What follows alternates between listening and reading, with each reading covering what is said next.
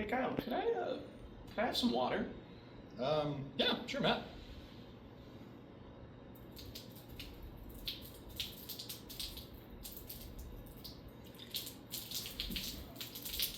Is this you?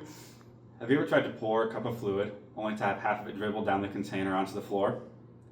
This is called the teapot effect, and it occurs when the surface tension of the water dominates the gravitational and inertia forces produced by the flow in a container. We decided to investigate this phenomenon so nobody ever has to suffer this tragedy again. Consider this stationary cup sitting inside of the R2D2 device. As we add water in a steady state, we will notice that the cup begins to overflow and dribble. By increasing the volumetric flow rate that moves through the cup, we can establish a flow rate at which the flow separates.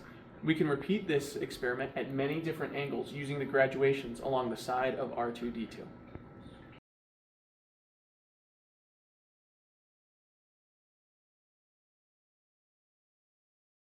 Here is our graph with a curve fit for expected separation angles in the range of 25 to 90 degrees.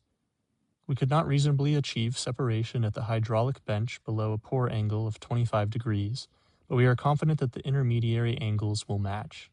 Based on our analysis, we found that pour angle has a significant effect on flow separation, with higher angles requiring a smaller volumetric flow, as expected. This is, however, quite a simplification. It's expected that flow separation is a function of several variables, including fluid density, fluid velocity, fluid film height, gravity, and surface tension at the very least. For our experiment, we focused on the easily measured parameters, angle and flow rate at separation.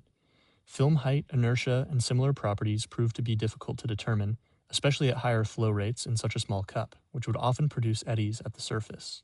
If we were able to determine these other parameters, specifically velocity at which the fluid leaves the cup, we could determine the fluid's Weber number. The Weber number can be used to relate a fluid's surface tension to its inertial forces. This would provide us with a way of predicting the flow rate theoretically prior to experimentation.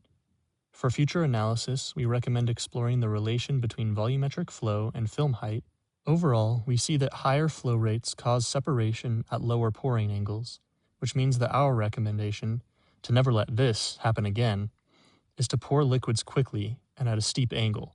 Avoid hesitation, as we all know that liquids smell fear. And most importantly, thank you for watching.